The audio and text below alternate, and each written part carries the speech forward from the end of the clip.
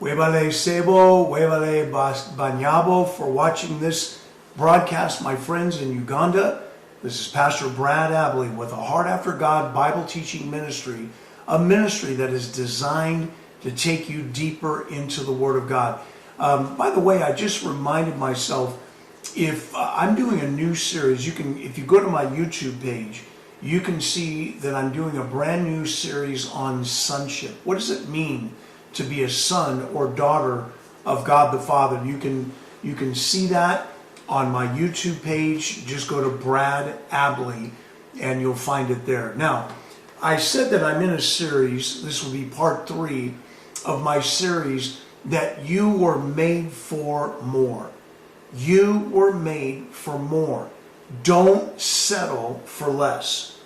Now, in 46 years of following Jesus, earnestly, by His grace, I can tell you that one book, and you would be surprised probably to hear this, that one book, it's not the only book of the Bible, but God has used the book of Proverbs in a remarkable way in my life to teach me how to be successful in business, to teach me how to be a godly husband, to teach me how to pastor God's people, to teach me how to relate to people, to teach me when to speak and when not to speak, to teach me so many things, to forge character in me and to give me wisdom.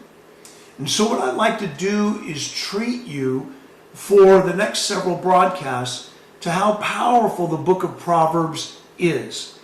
Now, I want to tell you a story that when I graduated from college many years ago in 1983, the first job that I took was in outside sales, and I sold very large copier systems in the Silicon Valley. And I didn't get a salary. In those days, you worked on straight commission. So if you didn't sell anything, you didn't make any money. It was the best thing that could have happened for me, the best job, the most important job that I've ever had, probably, because it worked character in me.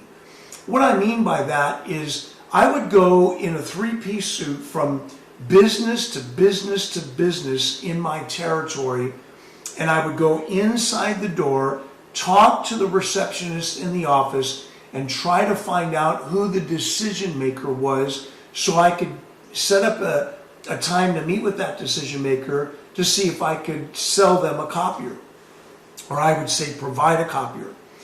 But let me tell you, that business was hard, because what you're going to get is rejection. You're going to hear people say, no, we don't need a copier. No, we don't need a copier. No, we don't need a copier. And you might have to go to 100 different businesses before you find someone that says, hey, your timing is just right. And even then, your competitor might outbid you. Well, I would get discouraged, and I would get discouraged, I would get tired, I would go park under the shade and sleep. Sometimes I would go home and just forget the rest of the day. But I thought, I don't want to bring home a paycheck to my new wife that has zeros on it. And so I read Proverbs 12, verse 27. And this verse alone changed my life. It says this: a lazy man or a slothful man does not roast his prey, but the precious possession of a man is diligence. A lazy man does not roast his prey, but the precious possession of a man is diligence. Proverbs 12, verse 27. Now, my friends, I want to tell you, when I saw that verse, I said, Lord, I'm going to press in and pray for this and not let go until you give me that precious possession of a man. And my friends, I want to tell you, He did it. Not right away, but within a fairly short time, I became the #1 sales rep of that company. And then in other sales positions, I was the #1 rep. And it also, to this day, is still putting me in an excellent position to be successful in ministry, because I acquired that precious possession of a man which is diligence. Seek that, and your life will never be the same. God bless you.